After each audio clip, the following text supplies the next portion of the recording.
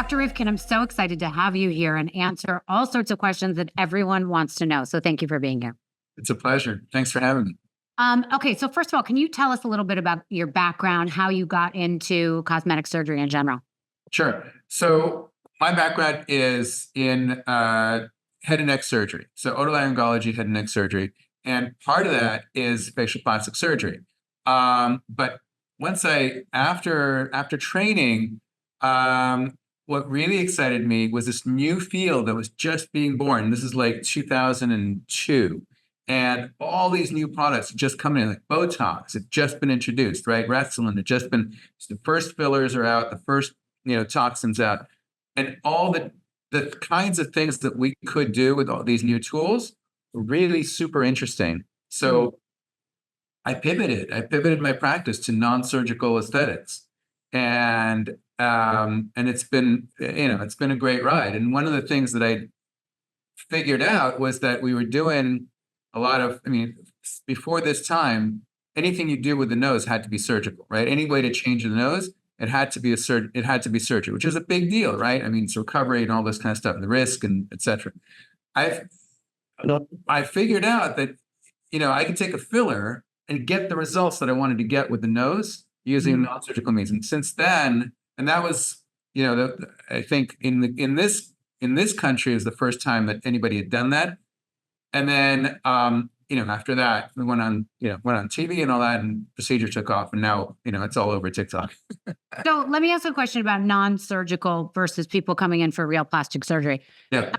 First of all, I would assume it's less expensive, so that's the perk, right? And then it's less permanent, right? So if people feel like they don't like it, they can switch it. Like, why would someone say, okay, let me do one versus the other? Okay, so first of all, it's less expensive. Second of all, there's less risk, right? So, there's risk because of the anesthesia. Is that what you mean? Well, it could be because of the anesthesia, but it also could be because surgery, right? In terms of, and when I say risk, I don't mean necessarily risk to like harm to your body. Like you would be disfigured, or you would have you would be in a coma or something like that. I mean risk in terms of cosmetic problem afterwards, right? You know what I mean? And so in terms of something going wrong, aesthetically, so that's there because it's surgery, and it's hard to predict how the surgical results are going to be over time. Right. And also there's downtime. You gotta, there's recovery time that you have to go for. And with rhinoplasty, for example, in particular, there's a year where it's, you're still kind of in between, and it hasn't really, you don't have the final result. Right. That's time. So okay, go ahead. So that's the thing, and in terms of injectables, it gives you options, right? You have different kinds of these days. You have different kinds of injectables. You have temporary ones that not only are temporary but also reversible anytime, right? So you can always put some enzyme in and dissolve them.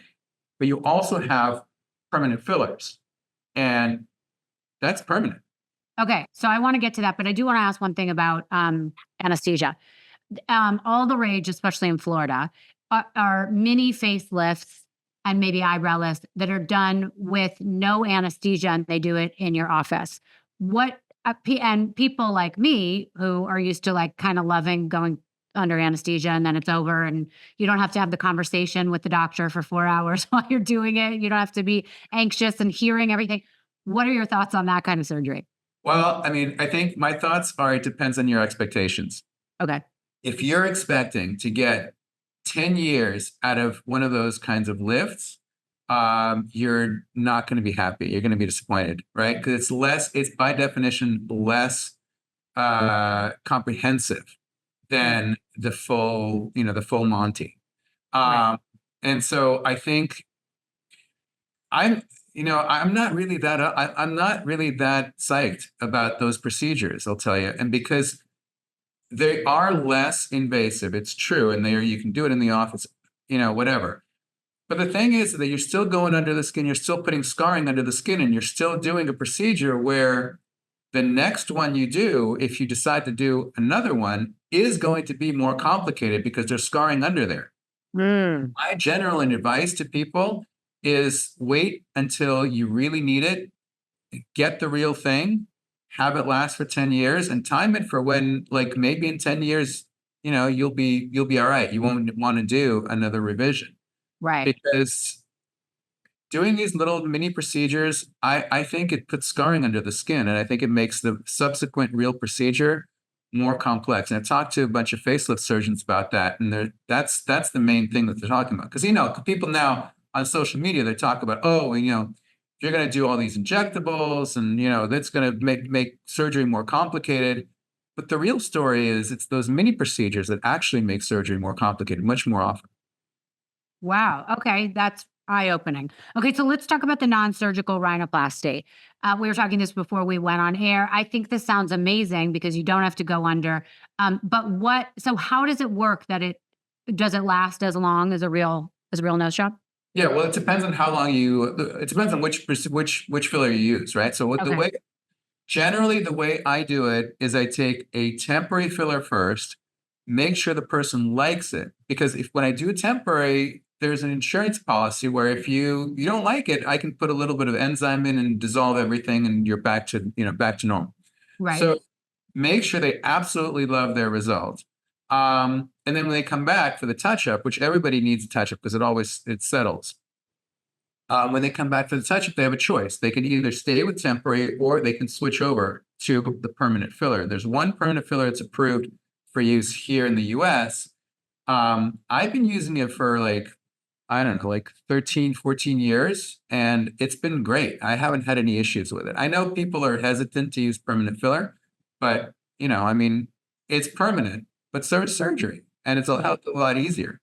The results I've seen with that filler, at this point, I have clear photographic results, 11 years, 12 years, Wow. not going anywhere.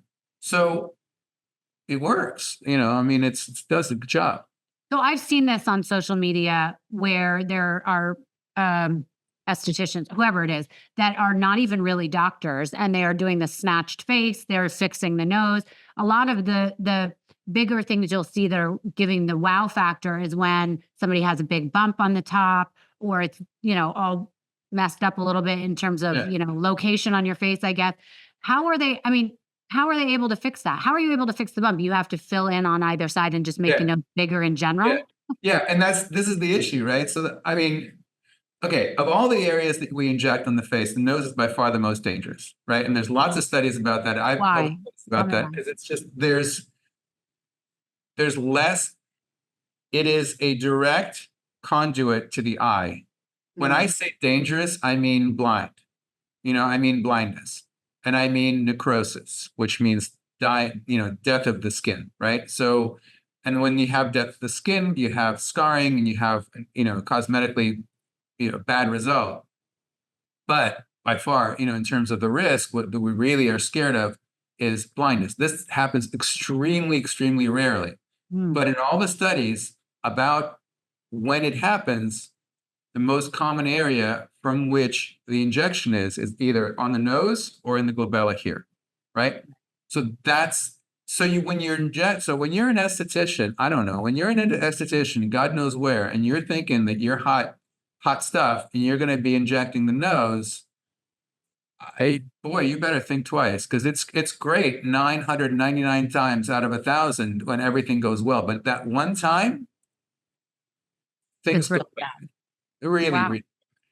So, and it's just yeah, it's unfortunate. But the thing is that when you have a bump, but this is the other thing, right? That's the worst case scenario, right? I mean, in terms of otherwise, though, when you're injecting the nose, you have to have a lot of training to know the most basic things, like which patients do you take and which patients do you refer? Like if somebody has a big bump, you better not inject the nose, because if you've got a big bump, you try to camouflage that bump. So you're trying to raise below the bump, because you can't make the bump smaller, right? You can't inject something to make the bump smaller. You got to. But if you did plastic surgery, they're shaving it, right? That's the Correct. difference. Okay. Correct. Exactly. So when they're a big bump, I send them all to plastics, and they shave the bump, and everybody's happy.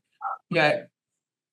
when they have a big bump and you don't understand who's a good candidate and who's not because you don't have enough training because you're an esthetician, God knows where, then you think you think you're hot and you don't you misunderstand how much training is necessary for this particular procedure. You don't send that person out. You raise below, okay, fine. Then you raise above, and you keep raising because you're like, oh, it's not straight. It's not straight. I want to raise it higher and higher and higher. And then suddenly, so you have it and you're good. But then you take another look at the person, they look like Avatar, right? They've got this like big honking thing in the top of their nose, and their nose looks like it's coming out their eyebrows. Yeah. Like the And movie The Mask. That was yeah, frightening. I mean, I've seen that a lot on Instagram. Terrible.